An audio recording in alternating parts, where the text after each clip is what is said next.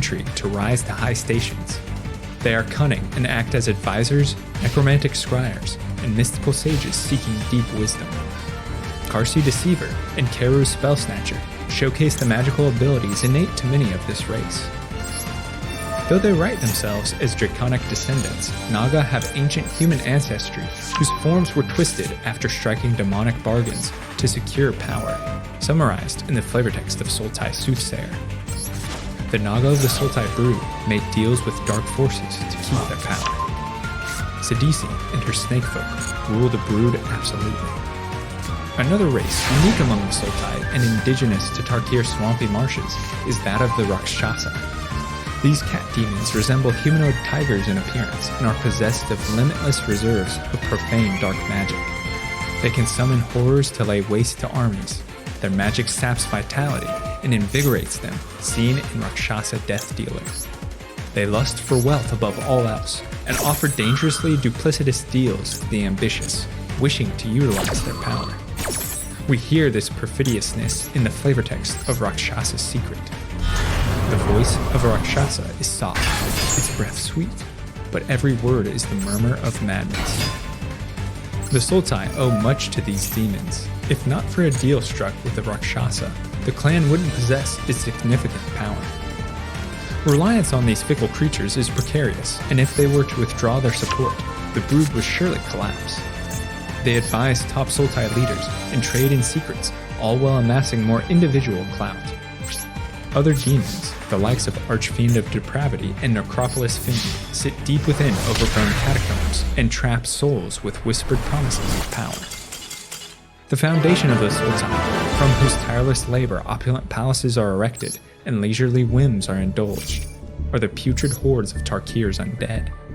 Zombies, also called Sibsig, fill a vital role of slave in the Sultai Brood. Their unquestioning work allows their master the freedom to enjoy hedonistic excess. Many zombies are enemies fallen in battle and given new life by necromancers, heard in the flavortext of shambling attendants. Let the world behold what becomes of those who defy us. Others are rotten decayed corpses of beasts dredged from the endless muck. Sibsig act as warriors, laborers, or attendants to nobles in court. The number of undead one has in retainer is just another in a long line of symbols Sultai use to flaunt power. For the Sultai, the time of Khans has passed into impossible myth, this branch of reality severed by the actions of Sarkhan Vol. Their fate, much like that of the other clans, has been reforged, their new reality dominated by soaring, voracious, and savage dragons, no longer extinct.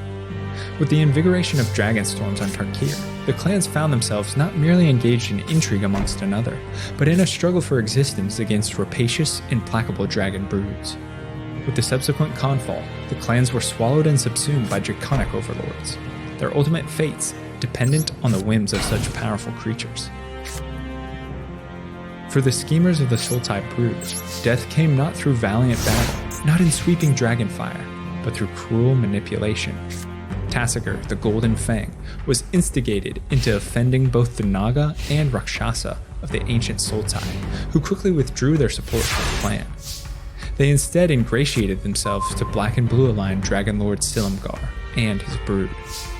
Without access to such powerful magic, the Sultai fell to Silumgar's predation. Noxious fumes, poisonous breath, and acid rained down upon the disgraced Sultai from above. Within weeks, the resplendent palaces were transformed into necropolises, the wealth plundered and added to Silumgar's opulent hoard. What remained of the Sultai bowed to the Elder Dragon and were incorporated into his brood. The new Silumgar clan reflects the cruelty, cunning, and destruction of their ruler. They have lost access to green mana and grown more powerful in magic offered by black. Silumgar assassins are trained to wield caustic spells and spread pestilence among enemies. Their sorcerers are adept in countermagic and divination, able to thwart or misdirect with ease. Their cold-blooded ambition and severity is apparent in the exploit mechanic. Through sacrifice of a lesser being, their power is multiplied. Clan Silumgar is boastful, avaricious, and vain, but possessed of such lethal cunning that no other clan dare cross them without feeling their venom. Sultai, a name that in one reality represents the pinnacle of depravity and dark excesses, that in another has crumbled from vainglory and been lost to time. Theirs is a clan of death and exploitation, of natural and mystical understanding, of profane wisdom. They exude luxury, they pride themselves on ostentation. Cunning in court and deadly on the field, they are not a clan to be trifled with. As opaque as the Gurmag swamps, as devastating as the Sagu forest, as swift as the Morang River, all who meet them remember the name Sultai. Thanks so much for watching and listening to this video on the Sultai Brood, and this wraps up our series exploring the clans of Tarkir. Now I want to hear from you. Let me know your thoughts on Sidician Brood, Silumgar and his dragons, as well as suggestions for future videos in the comments below. And if you're a fan of lore and storytelling, be sure to subscribe to the channel, check out the podcast or blog where content is uploaded frequently. I want to thank my amazing supporters over on Patreon who make all of this possible, and I couldn't do it without their fantastic support. If you'd like to become a lore luminary for access to me, a great community, written scripts, and early video drops, head to patreon.com/thelorebrarians to learn more.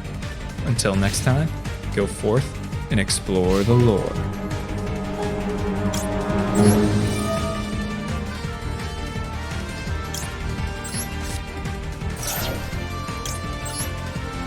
Hey everybody, welcome back to Civilization. This is the complete video of the Ancient Mysteries Iceberg. In this video, I compiled parts 1 through 12 and put them into a single video so that you can watch the entire series.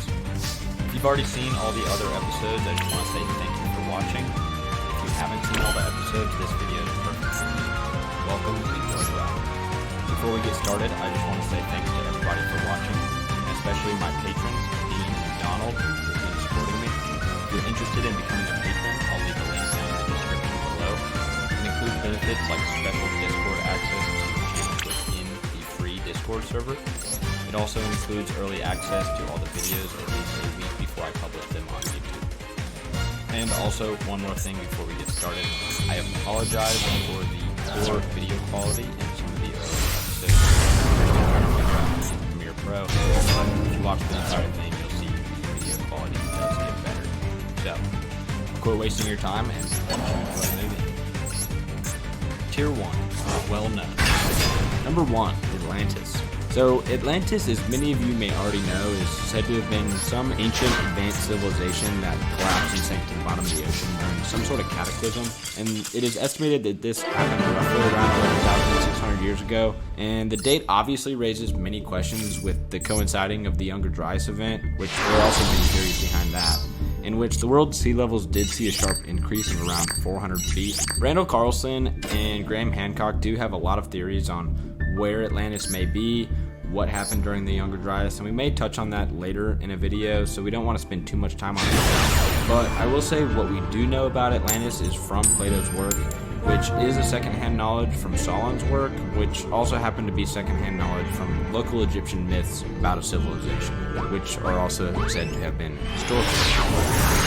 Plato writes that Atlantis was an empire and the capital, also called Atlantis, named after the Atlas, was a ring city on an island said to have been west of the Pillars of Hercules, or the Strait of Gibraltar between Spain and Morocco. It has 2 rings of land and 3 rings of water. The civilization is said to have had advanced technology and culture, but they fell out of favor with the Greek gods, and the city was wiped away from the earth in a catastrophe. Like I said, there are many theories about what happened to Atlantis and where the location may be today. One of those examples is the Eye of Africa, and also the Mid-Atlantic Ridge, and also the Olmec legend of Atlanticu near the Yucatan in Mexico, but no major excavations have been done at any of the proposed locations, so we really have no idea. And all we have to find with this mysterious lost ancient civilization is Plato's words and some map made by Herodotus in the 5th century BC. So there's no telling if we'll actually find the true location of Atlantis, or whether actually it even existed or not. Number 2 is the Late Bronze Age collapse. The Late Bronze Age collapse happened in 1177 BC, and during this time period there were a bunch of different powerful and advanced civilizations in the area of the Levant, Mesopotamia, and the Mediterranean in general. They were all interconnected through a vast network of trade. They mostly traded in specialized finished goods and metals such as gold, ivory, jewelry, trinkets, stuff similar to that. Notable examples of these civilizations are the Egyptians, Minoans, Babylonians, Hittites, and the Mycenaeans. And the decades following 1177, all these civilizations practically collapsed out of thin air, with some exceptions like Egypt. But the entire area was plunged into prehistoric ages, and languages and history were all lost, so we really don't know what happens. For example, one of the languages that were lost was Linear A, and we'll touch on that a little bit later in this video. But one of the main reasons we don't know what happened in the late Bronze Age collapse is because of all this missing information due to the literal burning of these cities. Some of the reasons for the collapse range from one singular event to a wide range of events. The traditional theory is that it was caused by the invasion of these people called the Sea Peoples, and we don't really know who these Sea Peoples were, and this is actually number 10 on the list, so we'll talk about this later in the video, so we won't get too much into it now. But a king in Canaan did describe these Sea Peoples as coming in and wreaking havoc within his kingdom, and there's actually a relief on the tomb of Ramses III that describes these battles. And luckily for the Egyptians, they had superior arms and were able to defeat and hold off these Sea Peoples, so they didn't completely collapse, but they did have a hit in their economy and their society in general. Throughout the region, there's archaeological evidence for entire cities being burned to the ground, completely wiped, and some also theorize that this is what caused the destruction of Troy, and we'll also touch on that later too. There's no true evidence of where these people came from, but scholars think that the Sea People's arrival was a result of famine, drought, and they were fleeing these external factors which caused them to move to the East Mediterranean and cause the actual collapse in the late Bronze Age. But we'll never know for sure due to the lost languages and knowledge from these crumbling civilizations. Number 3, the Oracle of Delphi. Delphi?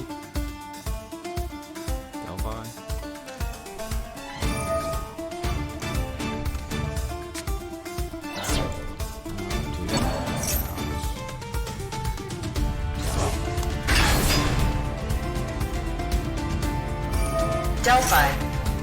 Alright, the Oracle of Delphi. This happened around 1400 BC, which is the Mycenaean Greece period. And it was said that this was the most important shrine in all of Greece. It was said to be built around a sacred spring and believed to be the center of the entire world. People came to have questions about their future, and all these questions were answered allegedly by Pythia, the priestess of the god Apollo, and pretty much the mediator between the humans and the Greek gods. Previously, the temple had an earlier dedication to Gaia, which was a previous ancient god and one of the Greek primordial deities, pretty much the first generation of the Greek gods, and said to be a personification of the earth. Subsequently, it was believed to be sacred to Poseidon, the god of earthquakes, and obviously the sea. During the Greek Dark Ages, from about 11th to the 9th century BC, which, side note, is a notable time frame with ancient history, stuff like the Younger Dryas and other missing civilizations like Atlantis. But I digress. The new god, Apollo, was said to have seized the temple and expelled the twin guardian serpents of Gaia, whose bodies he wrapped around the caduceus. I hope I said that right, but this is the modern day medical symbol. Caduceus. Haha, I was right. Let's go. Cool. The Pythia would be sitting in a cauldron on a tripod, or stool, I guess, while making her prophecies in an ecstatic trance state, with her utterings practically unintelligible. This idea, however, has been challenged by scholars who argue that the ancient sources uniformly represent the Pythia speaking intelligibly and giving prophecies in her own voice. The tripod was perforated with holes, and as she inhaled the vapors, her figure would seem to enlarge, her hair stood on end, her complexion changed, and her heart panted. Her bosom swelled, and her voice became seemingly more than human. How creepy is that? And another interesting note is in the tradition associated with Apollo, the oracle only gave prophecies during the 9 warmest months of the year, which, I mean, during winter months, Apollo was said to have deserted his temple. I don't blame him at all. Cicero noted no expeditions were undertaken, no colonies sent out, and no affair of any distinguished individuals went on without the sanction of the oracle. That's pretty important. Delphi became a fantastic showcase of art treasures, and all Greek states would send rich gifts to keep the oracle on their side. And the temple became a religious and intellectual social meeting place, and not just in Greece, but all over the Aegean. Literally everybody would come to there. The most likely explanation for where the Oracle of Delphi got be most of the time the Oracle of Delphi was very accurate with her messages. And I don't think this is because she had some God-given power or anything like that. I just think that this is because she was well informed by the leaders of other states. Enemies of other states would come to the Oracle for guidance in battle, and not, like I said earlier, not just the Greeks. Everybody around the Mediterranean would come to the Oracle of Delphi for guidance. And I think she would catch on to that and kind of lead others on with that information. So it would seem like to others it was mystical knowledge, when in fact it was just relevant knowledge. An alternative theory based on review indicates that it was oleander that causes the symptoms similar to those of Pythia. Pythia used it as a complement during the oracle procedure, chewing its leaves and inhaling its smoke. And the toxic substances of the drug resulted in symptoms similar to those of epilepsy. Or, quote, the sacred disease. That does not sound like a sacred disease. But anyway, which amounted to the possession of the Pythias by the spirit of Apollo. So, take drugs and become the Oracle of Delphi. Noted. But this gas that was emitted through the temple floor are the vapors of the furnace spring water, which were attributed to her oracle powers, but the exact gas is currently debated by scholars. And of course, both of these theories can be true at the same time. It's just interesting to think about. I also would like to say that it is interesting to note that the oracle does have connections with Christianity. When the Apostle Paul visited Philippi in 51 AD during his second missionary journey, he and Silas were followed by a young girl for many days who kept crying out to the people of Philippi, quote, "These men are servants of the Most High God who are proclaiming to you the way of salvation." Acts 16:17. But Paul, greatly annoyed, turned and said to the Spirit, "I command you in the name of Jesus Christ to come out of her." And it came out at that very moment. Acts 16:18. The literal Greek word used to describe this woman is Pythia. She could have served in the temple of Apollo in Delphi, or she could have been a lesser oracle. What we do know is she had a spirit of divination. She called Paul and Silas and spoke to them as being spokespersons of Zeus, the Most High God, and said the people should listen to their words of deliverance in the same manner they listen to the words of the oracle. The Pythia was misrepresenting Paul and Silas. The Pythia's masters seized Paul and Silas and dragged them before their authorities and demanded the disciples of Christ be imprisoned. Paul and Silas were thrown in jail, where they would later lead the jailer to the faith in Christ. Acts 16:31.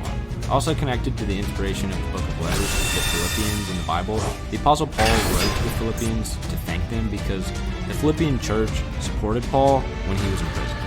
The oracle's use finally came to an end in the 4th century AD when the newly Christian Rome prescribed its prophesying.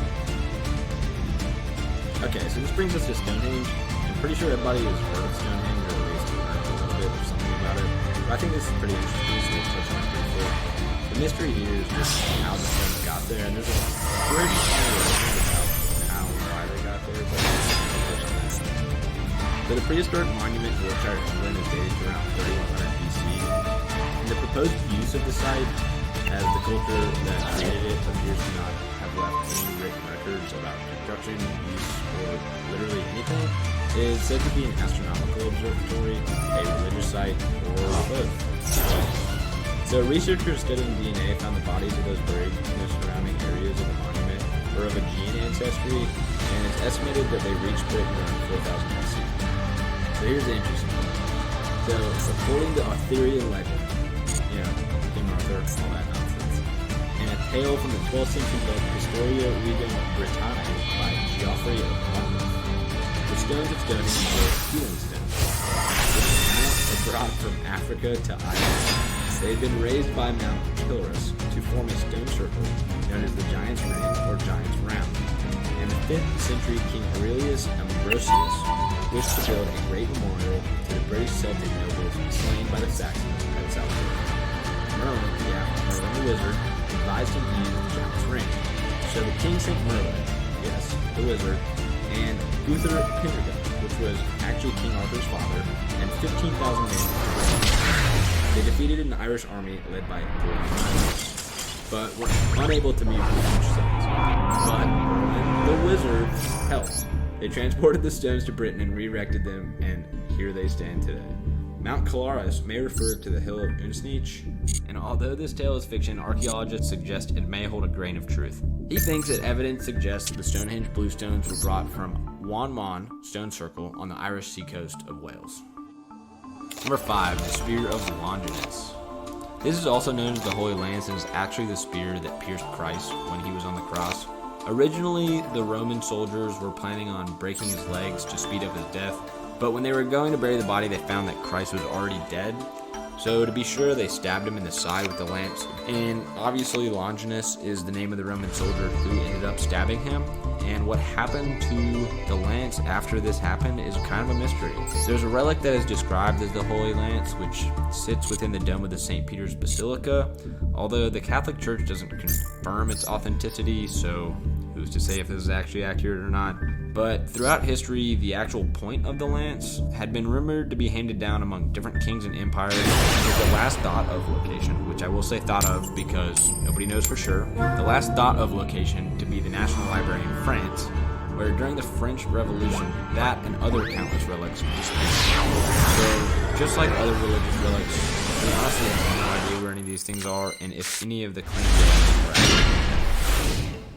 Number 6, what was the Star of Bethlehem? The story of the Star of Bethlehem appears only in the book of Matthew, which is notable because you would think the other 3 gospel accounts would have mentioned this event in relation to the importance of the birth of Jesus. That's just me.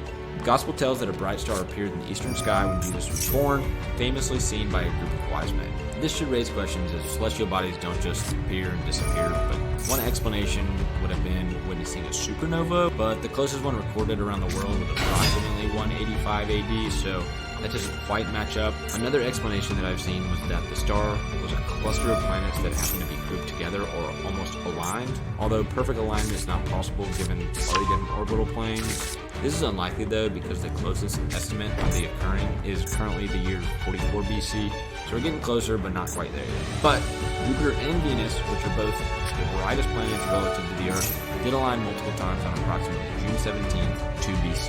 The planets actually merged and weren't as close to each other on August 12, 3 BC, the year before, which are around the historically accepted birth of Jesus, but that's for you to decide.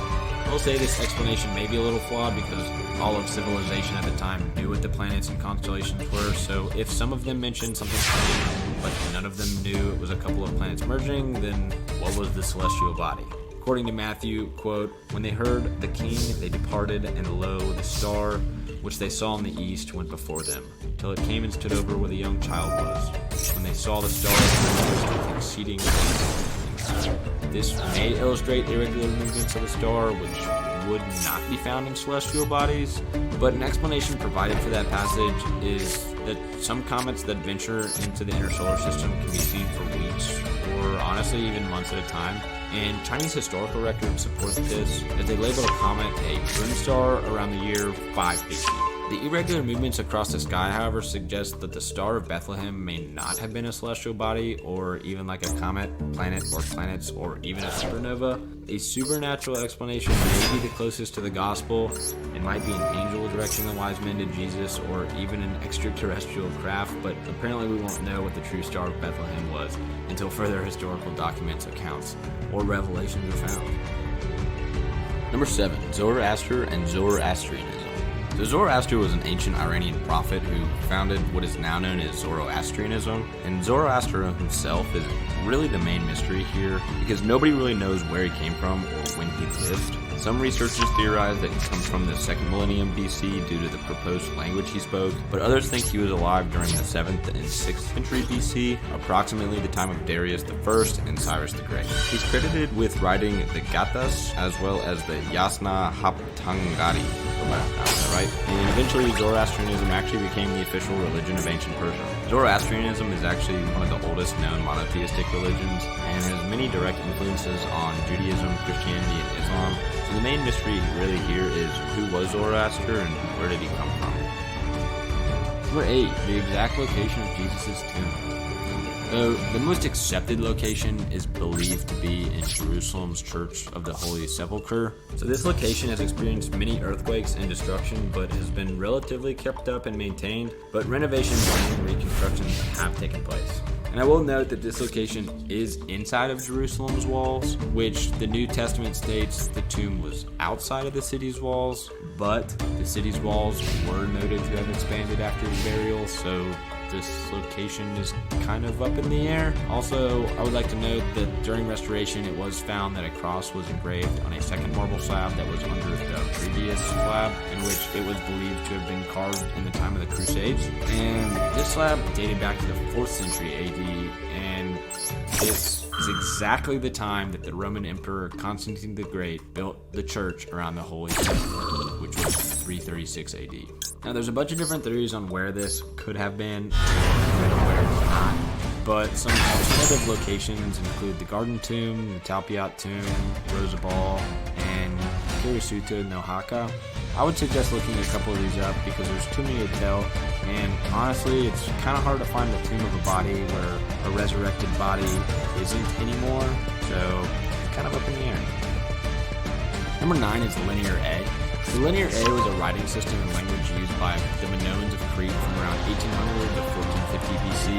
It's found in Crete, the Aegean Islands, and the Greek mainland. It's presumably preceded by the Cretan hieroglyphic language, which was roughly 2100 to 1700 BC, and that itself was found in Crete and Samothrace, which is another Greek Aegean island.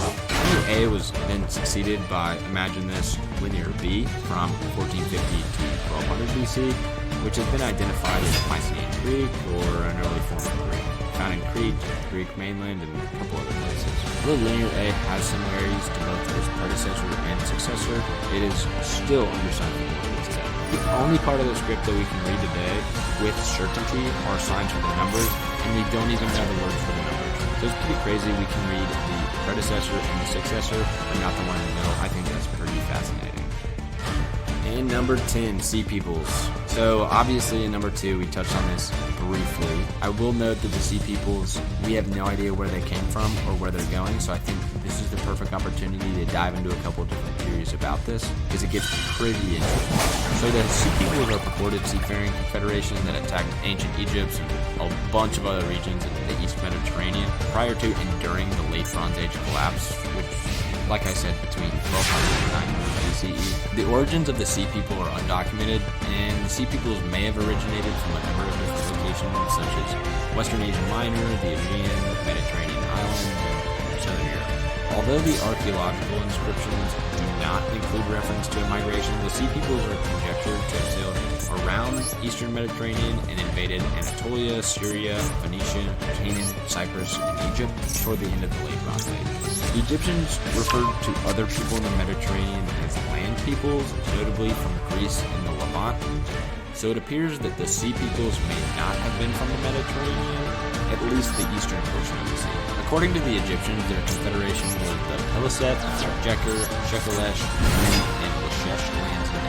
Now, honestly, I have no idea if I pronounced any of those correctly, but the Peliset and Jeker are noted to be from Palestine and Syria, but the others are unknown to this day. The people of Lashesh, as mentioned before, are unknown, but they were trading in the Baltic Sea, seas to the north, as mentioned by the Egyptians, also trading in Mycenaean Greece, Anatolia, and the rest of the Mediterranean at the time, and could have even been the Wessex culture found in southern Britain starting around 2000 BC. If artifacts and descriptions of the Wessex people have never been found, maybe we've been looking in the wrong place, and they come from much farther north than we previously thought. Maybe through language and artifact barriers, the Egyptians were trying to describe the Wessex culture, who were allied and trading with nations around Egypt at this time. This, however, isn't explained with the lack of British documents or artifacts of going to war in the Mediterranean at the time, at least to my knowledge. But it would explain how nobody could figure out who these people were.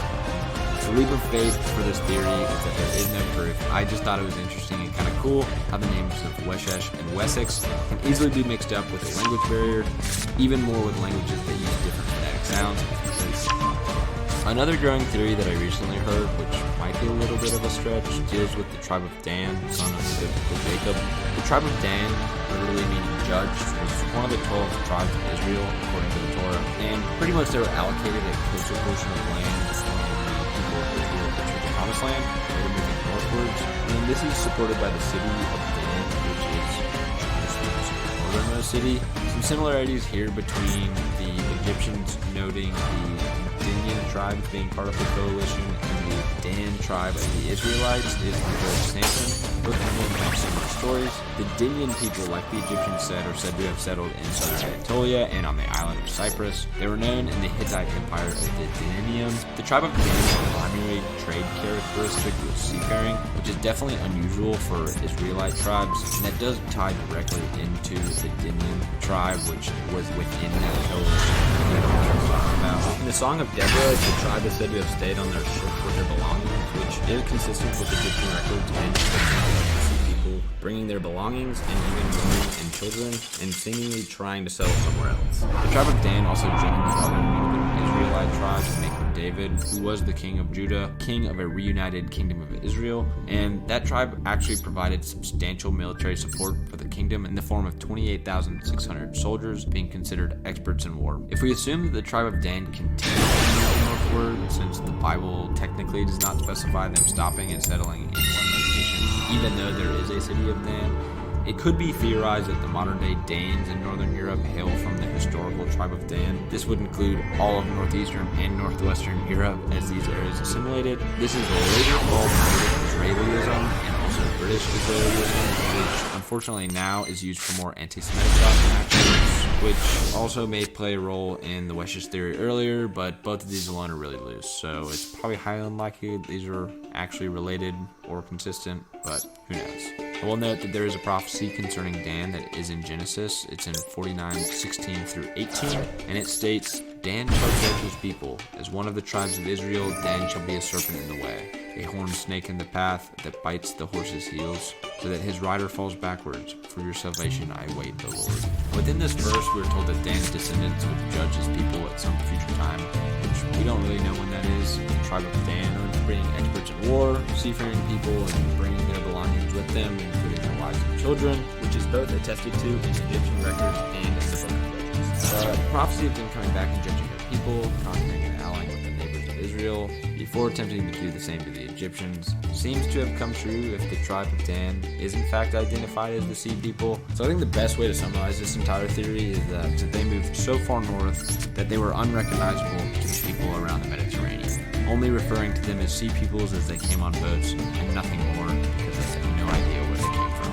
I know this is a little bit of a stretch. I thought it was an interesting theory to read about, but I hope that makes sense to y'all. There are a lot of similarities between the Sea People and the Israelite tribe of Dan, but there are hundreds of theories out there about who the Sea People were, so let me know in the comments below what you think or who you think the Sea Peoples are. I'm very intrigued, but obviously think for yourselves. Number 11, the Nazca Lines. These are a collection of geoglyphs made in the dirt in southern Peru, and pretty much they're just trenches dug on the ground to resemble different animals and plants. Some of these animals include a hummingbird, fish, monkey, lizard, spider, and condor, and they're estimated to be created between 500 BC and 500 CE. There are two main types, the first being the Paracas, which were made between around 400 to 200 BC, and then there's the Nazca between 200 BC and 500 CE. Both of which were made by people removing stones and digging up the dirt to reveal a darker colored soil, and the climate of the area being so dry and empty that these depressions are naturally preserved. The Nazca Lines have a combined length of over 800 miles total, and most shapes are made using one continuous line. These things are massive, and it's pretty crazy because the best way to view them is from around 16 meters in the air. And this actually is the main mystery that deals with Nazca Lines, because you can't view them down on ground level. Some researchers believe that the Nazca Lines were designed as astronomical markers to show where different planets and stars would be at certain times of the year, while others simply believe they were designed to be seen by their gods from the sky. Some pretty crazy alternative theories range from rituals to summon water, or making irrigation schemes, to even ancient astronaut theory, which states extraterrestrials use these lines as landing pads or guides for their spacecraft. Number 12, the Trojan War. So everyone is familiar with the story of Troy and the Trojan Wars. The mystery here is, did the war actually happen, and did the city actually exist? In the late 19th century, Heinrich Schliemann traveled to Turkey to find Troy, as he had heard rumors of it being in the west coast of Anatolia at a site called Pasarlik. During his excavations, he found artifacts which are dated around the collapse of the late Bronze Age, which we talked about in the previous video, so it very well could have been during that time period, as there was numerous sites of war during that time. Pasarlik was also found to be the location of around 9 cities, all built upon the previous one of which very well could have been Troy. Some researchers agree that Troy was a real place, but due to the lack of information available, it is almost impossible to tell if it was real and if the fabled war actually occurred. Number 13, which was Jesus born. Most people believe that Jesus was born on December 25th in the year 1 AD, but most scholars agree that this wasn't on that day or in that year. The Roman Catholic Church picked December 25th to coincide with and Saturnalia, which was a festival for the Roman deity Saturn, making it easy to convert the population of other pagan religions in the area. The general theory is that Jesus was born between 6 BC and 4 BC based on the biblical story of King Herod trying to kill baby Jesus, which is closely followed by the death of King Herod himself. Although the date of King Herod's death is also disputed, most historians believe it was around. Like I said in the first episode when talking about the Star of Bethlehem, the aligning of Venus and Jupiter in 2 BC, or the aligning of Saturn and Jupiter in 7 BC, could point to those years being the year of his birth. This is a highly contested topic with a wide range of theories, but I honestly doubt anyone will actually be able to know for sure the date of Jesus. 15. After the death of Alexander, the possession of his body became a hot topic for generals because every single one of them wanted to claim over his body. In 321 BC, the caravan containing his body was hijacked by one of his generals and rerouted to Egypt. His body was originally buried in Memphis and later moved to Alexandria, where it became the focal point of the tolerance cult of Alexander the Great. The last attestation that holds any merit whatsoever was in 1494 by Leo Africanus, who supposedly visited the tomb early in his life. Although over 140 official attempts have been made to locate the site, none of them have succeeded. And there are many different legends and theories on where his body is, ranging from Greece, Syria, and Venice, but most still point to Alexandria as the most likely place. Number 15, the Hanging Gardens of Babylon.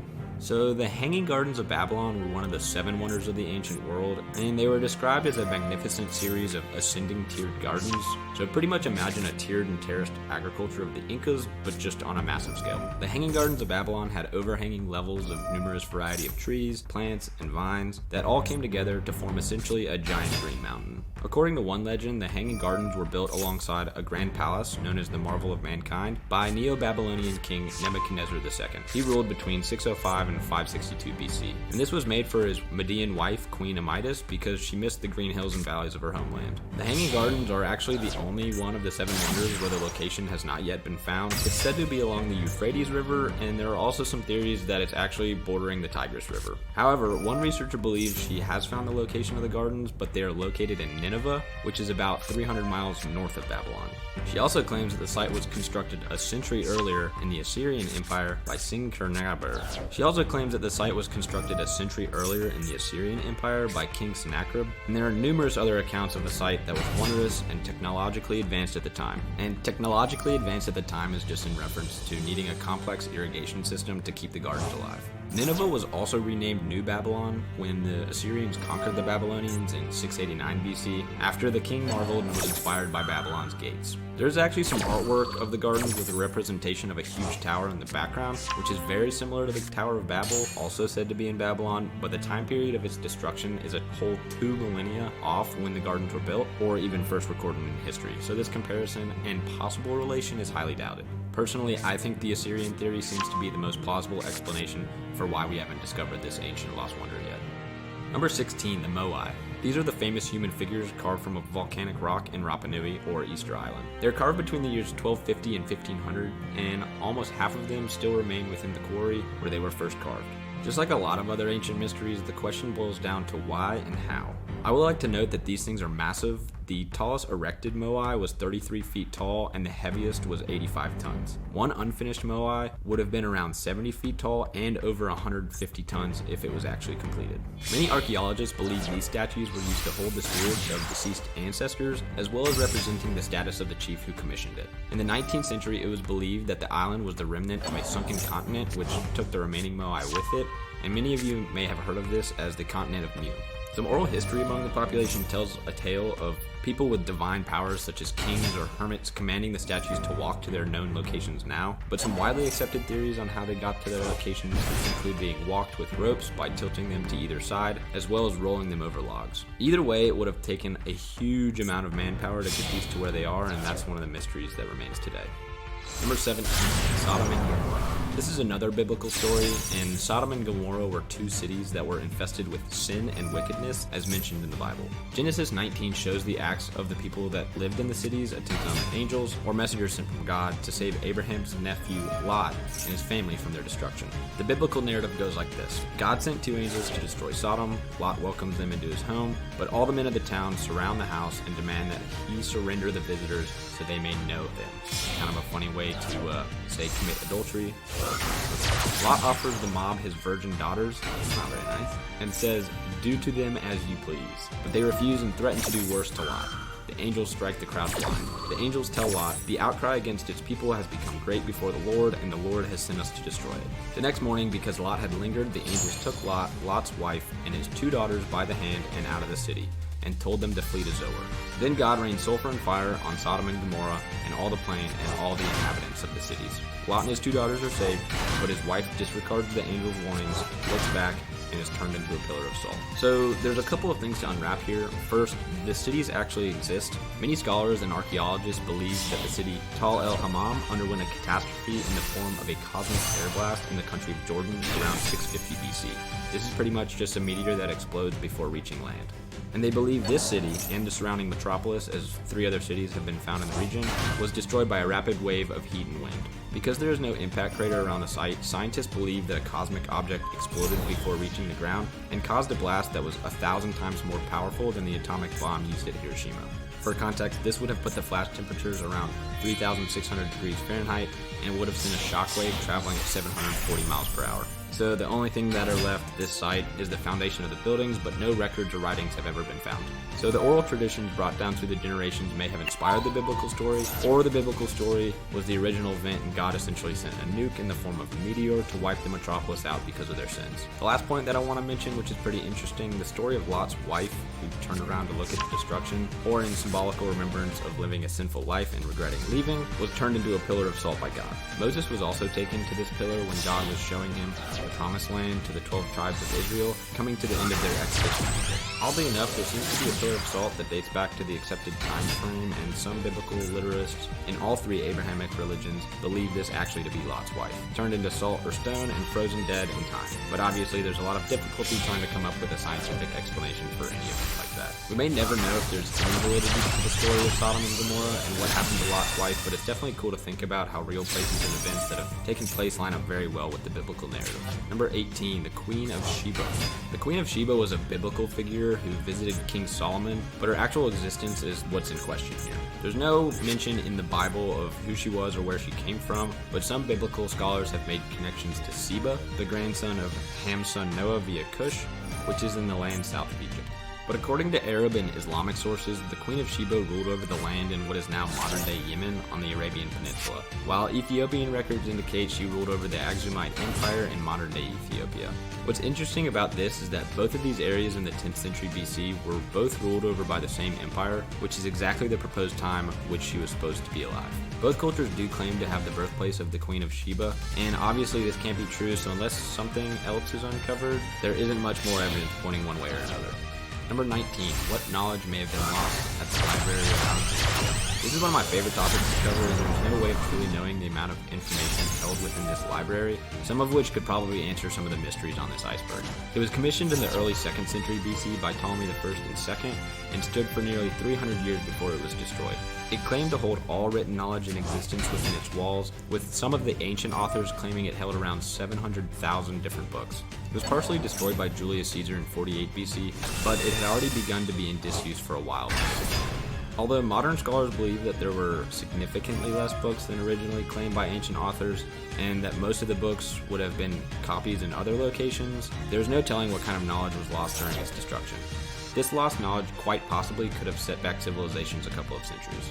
So there is a pretty wild theory that I've recently heard that connects the Library of Alexandria to the Vatican's secret archives. So as everyone knows, the Vatican is in the middle of Rome, which was the capital of the time of the Roman Empire, when Julius set fire to the Library of Alexandria in 48 BC.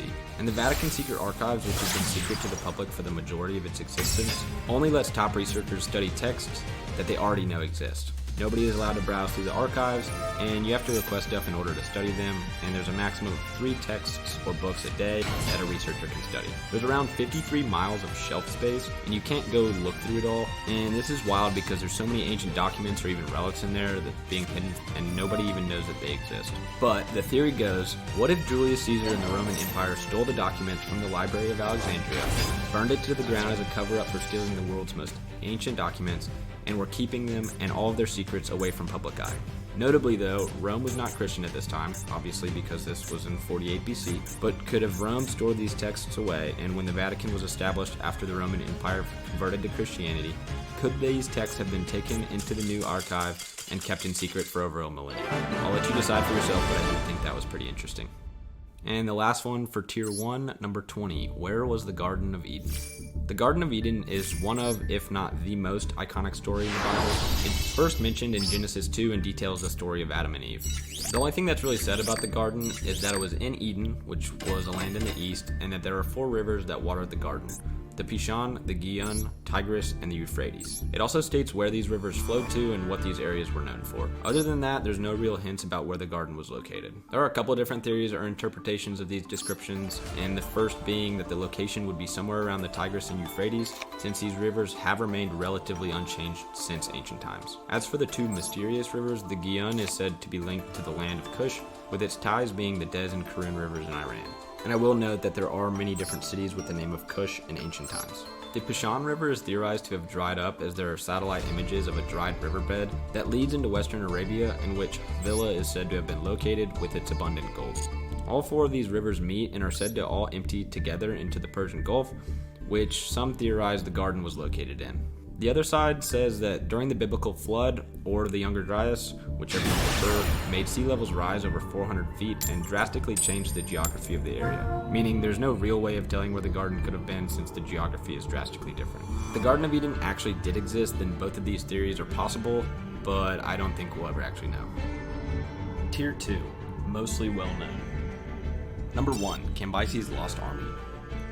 So in 525 BC, Persian Emperor Cambyses II, who was son of Cyrus the Great, invaded Egypt and defeated Pharaoh Seti III. Once defeated, Cambyses looked to the Oracle of Amun to solidify his rule, which they were unable to give him any legitimacy over the kingdom of Egypt. So in retaliation in 524 BC, Cambyses then sent out an army of around 50,000 men to attack the temple which held the Oracle, which is now modern-day Egypt. While Cambyses went south to Ethiopia to continue his campaign, the army of 50,000 men headed to the temple, and within 7 days apparently got caught in a massive sandstorm, which they proceeded to disappear within, never to be seen again.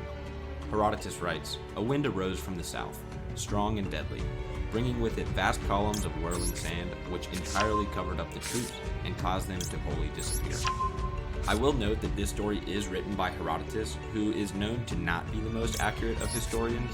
He often embellishes or completely makes up parts of his works, so this wasn't even documented within the Egyptian or Persian records, so who knows if it actually even happened.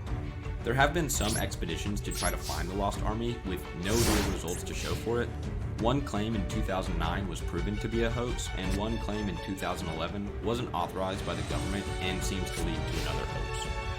Although it is likely to be a fictional story, some interesting theories include the army being picked off by mercenaries, getting lost in the desert, or even the story just being true, all of which would have caused Darius, the successor of Cambyses, to feel the need to erase this embarrassing story from their record. Number 2, Etruscan civilization and its origin. So the Etruscan civilization was at its height from the 8th century BC to the 5th century BC, and was located in the Etrurian region in Italy. To the Greeks, they were known as the Tyrrhenians, and due to their different languages, they had many questions about the origins of the Etruscans, which still haven't been answered today. Herodotus theorized that they came from Lydia in Asia Minor, fleeing from a famine at the time, but this theory is doubted due to the different language and cultural structures found in both civilizations, and also it was written by Herodotus. The 3 main modern theories are that they came from either Asia Minor during the Late Bronze Age, traveled over the Alps from the north, or evolved locally with significant influence from the east rather than the west. There have been some DNA studies to bodies that have been found, which notes that they have more DNA similarities to the peoples north of the Alps, which seems to be the most likely explanation for where they came from. Number 3, helicopter hieroglyphs. This is actually a pretty interesting grouping of hieroglyphs found in Egypt with what looks to be a depiction of a helicopter, boat, submarine, and maybe even a UFO, depending on how you look at it. Obviously, this is way ahead of the time period in which these hieroglyphs would have been carved, which leads to some pretty crazy theories about Egyptians being visited by time travelers or even extraterrestrials. Although this is always fun to think about, it is highly unlikely that these theories hold any merit, with leading archaeologists believing that this is a common case of pareidolia, which is just when the brain perceives patterns or meanings when there really isn't any there. It is common in ancient Egypt for old or deteriorating hieroglyphs to be recarved or carved over, which could have led to what we see now as these mysterious markings. Some researchers believe that the original carvings were made under Seti I and then recarved under Ramses II, which is still long before helicopters even existed. I definitely think that the extraterrestrial theory is more fun and definitely goes along with the theme of the Egyptians gaining some mystical powers from some unknown beings. Number 4, the Plague of Athens. In Athens in 430 BC, an epidemic swept through the city and killed tens of thousands of people, which was nearly a third of its population at the time. But to this day, nobody knows the actual cause of this infamous plague. A year earlier, the Spartans and Athenians began a war between each other, with the Spartans making attacks on land while the Athenians focused mainly on naval warfare. One theory at the time was that the attacking Spartans poisoned the water sources, which caused the entire city to get sick, which was exacerbated by the fact that pretty much all Athenians in the region came within the city walls for protection against the Spartans and were in close proximity with one another. Another theory by Thucydides, who actually lived through the plague, states that it came up from Ethiopia, moved north through Egypt, and then finally reaching Greece. He describes the disease as starting with inflammation of the eyes and throat, moving to the lungs, causing hoarseness and coughing, and finally the stomach, which caused vomiting and violent spasms. He even describes people claiming to feel as if they were on fire from the inside, with an unquenchable thirst. He also notes that most people would dunk themselves in water for extended periods of time to try to find some relief.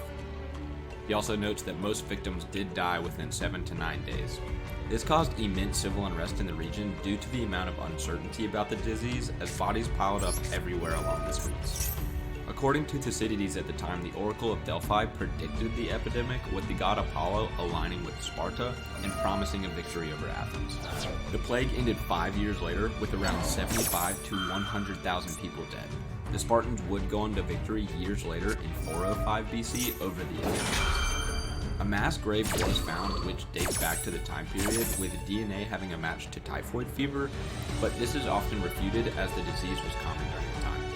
Some researchers believe that it was to Ebola, but I'm sure we'll never actually know what disease it was in particular.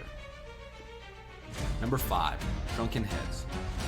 So everyone's pretty much seen the pictures of the shrunken heads that native tribes have, and there's a lot of mystery that have come out of Hollywood recently about these artifacts. These shrunken heads are more formally known as sansas, and the most well-known come out of Peru and Ecuador, as the tribes in the areas had many different reasons for this practice.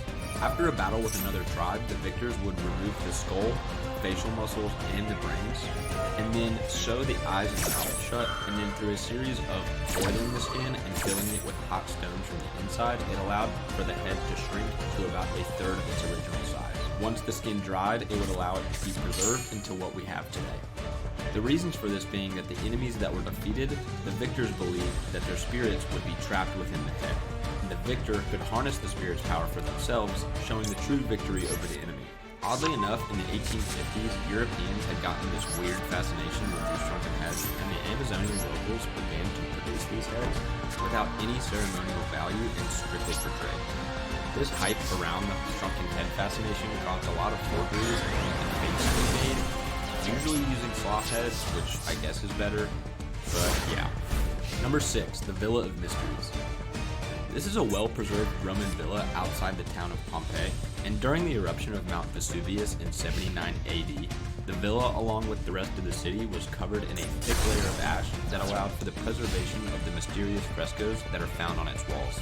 Originally constructed as a lavish villa, an earthquake in 62 AD caused it to fall into disrepair and began to be renovated into a more agriculture or winemaking villa, with actual winemaking presses being found within. Also within the villa, there is a statue of Livia, wife of Augustus, which does lead some archaeologists to believe that this was owned by her. Within one of the many rooms, there are a series of frescoes that is what the core of the mystery is here. The most common interpretation is the idea that they depict the initiation rites of a young girl into the mysterious cult of Dionysus, or as the Romans knew him, Bacchus. The frescoes are meant to be read as a single narrative, which some scholars believe the room itself was used to initiate women into the cult.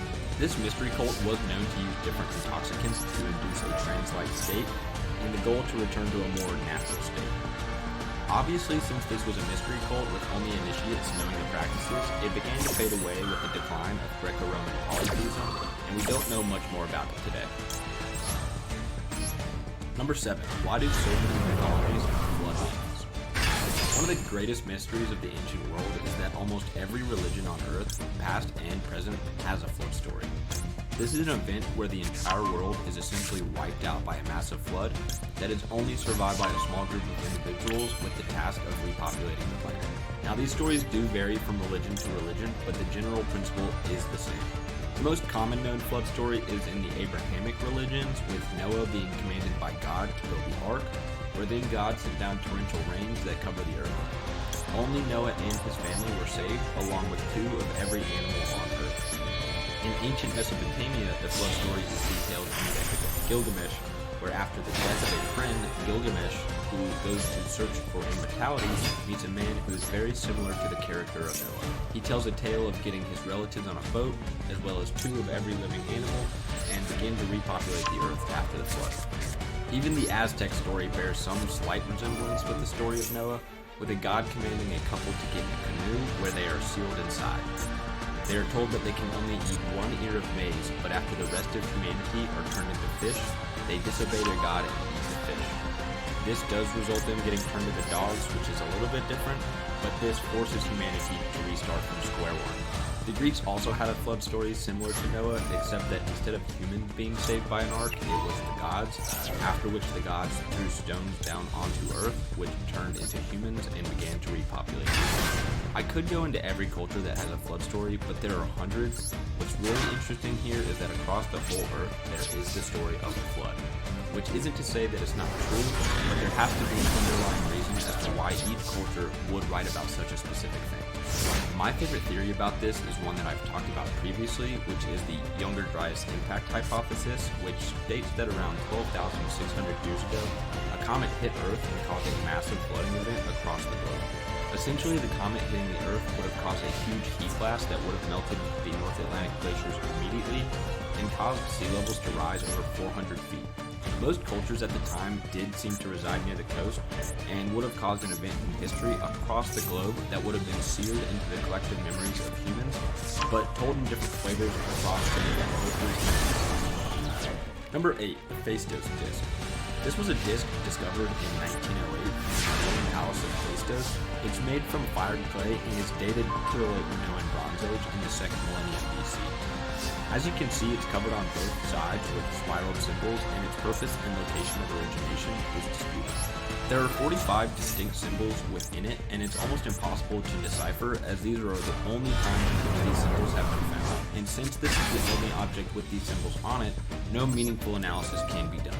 Although 2 researchers believe the artifact to be a forgery, a later discovery of an axe with similar but not identical glyphs seem to point to the fact that it is authentic. There's a wide variety of theories about what it was used for, some being for prayers, a story, a board game, or even a geometric theorem, but there's no way of proving any of these as they are all considered pseudo-archaeology. Because it has no resemblance to linear A or linear B, some scholars believe it is not of Minoan origin, but somewhere else in Asia, with claims that it has more similarities to Anatolian hieroglyphs. There is a vast list of different claims to have decoded it, but since it is a one-of-a-kind with no similar artifact to be found, it is almost impossible to say one of them is even close to correct. Number 9, ever-burning lamps. This is a pretty broad phenomenon that has been reported throughout ancient history, although there have been no modern cases of ever-burning lamps today. As the name suggests, these are just lamps that burn for a significant amount of time longer than what they were supposed to, often for hundreds of years. These stories come from all around the world, from Asia, the Americas, but most specifically Greece, Italy, England, and France. Some notable examples of ever-burning lamps mostly include tombs, such as the Tomb of Pallas, which in 140 CE, the palace was opened in Italy and was found to have a lamp within it that was still burning. It is claimed that neither blowing on or using water would extinguish the flames, with talks about some mysterious liquid within the lamp. Another notable tomb is the tomb of Constantius Chlorus, who died in 300 CE, but after King Henry VIII separated from the Catholic Church and ordered the destruction of Catholic churches and communities, this tomb was opened with a still burning lamp within. Now, most all of the stories happen like this, so there's no need to dive into all of them, and since no modern examples have been found, most believe these stories to be fabrications. Although, some modern theorists do believe that these could be accounts of early forms of electricity, or even alchemy in which they created ever-burning liquids. Number 10. The Indus script.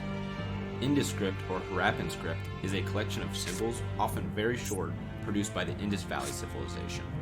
The average length of symbols is 5, with the largest being 34 characters long, and there are over 4,000 inscribed objects with over 400 unique symbols, but still no way of reading a single bit of it. Some scholars have linked it to the Brahmi script found in South Asia, or the Dravidian languages spoken in the southern tip of India. This is yet another undecipherable language due to there being no bilingual inscription to help decipher it, and since these inscriptions are so short, it is very difficult to tell if this is even a language at all, especially since the syntax and forms of it were largely unchanged over time. Number 11. Rome's secret name. Many historians today still debate the original name of Rome, and even Cicero and Ennis talked about it 2,000 years ago. Some of the theories include it being named after the river Tiber, with its ancient name being Ruman or Rumin, or even a translation of Ruma, which means udder, coming from the legend of the wolf that fed the mythical founders Romulus and Remus. The first one who talked to us about the secret name of the city was Pliny. In his Naturalis Historia, he said, "Mysterious rituals forbid to pronounce the other name of Rome." This does lead to other theories of Rome being more ancient than previously thought, with different peoples existing prior to what we know as Rome, which leads me to my next topic about Romulus and Remus. Could the myth be true, and did they actually exist? Number 12. The death of Romulus. In ancient sources, one can find several theories on the death of Rome's founder and first king Romulus. He is said to have died at the age of 55 after reigning for 37 years. The authors agree that he did not die of natural causes, but disagree on the actual events. The poet Ovid writes that Romulus didn't die of natural causes, but instead ascended into heaven to become a god himself, with his wife doing the exact same thing. Another author tells the tale of Romulus not punishing criminals for the assassination of Titus Tatius, and thus leading to an uprising that eventually got Romulus killed himself. While other authors write that Romulus was extremely strict in rule and often tyrannical at times, that the patricians ended up having an uprising and taking over power. Although these are pretty wild accounts of this mythical king, most historians agree that he was not a real person, but became a story for how the Roman people fought and conquered neighboring societies and became an eventual stronghold in the region. Number 13. Where is Cleopatra's tomb? Cleopatra is maybe the most famous queen of Egypt, but she was also its last. Just like Alexander, her tomb has been lost for thousands of years and has yet to be located.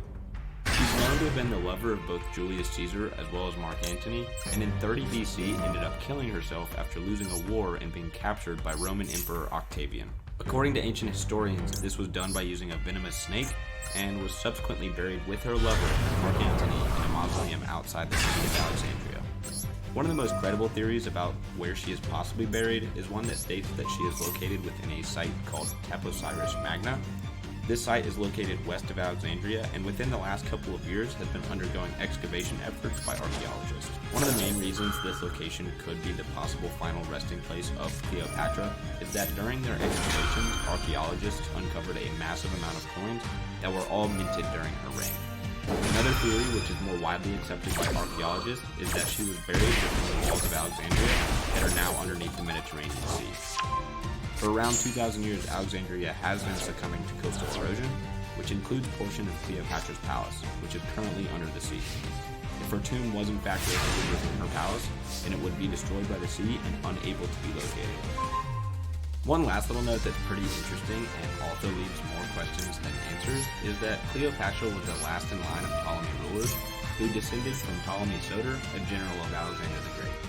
And funny enough, we don't know the location of Alexander the Great's tomb or any of the 15 Ptolemy rulers that lived between the death of Alexander and the death of Cleopatra. Number 14, missing poems from the epic cycle. Two poems that everyone knows are the Iliad and the Odyssey, but what some people don't know is that there are many other epics written during the time that also detail the famous events of the Trojan War and the death of Achilles, which if found could lead us to find the truth about this fate. Just like the surviving epics, these were also composed in dactylic hexameter, and there were even surviving fragments of summaries of these works, such as Chrestomathy by Proclus, and even some of the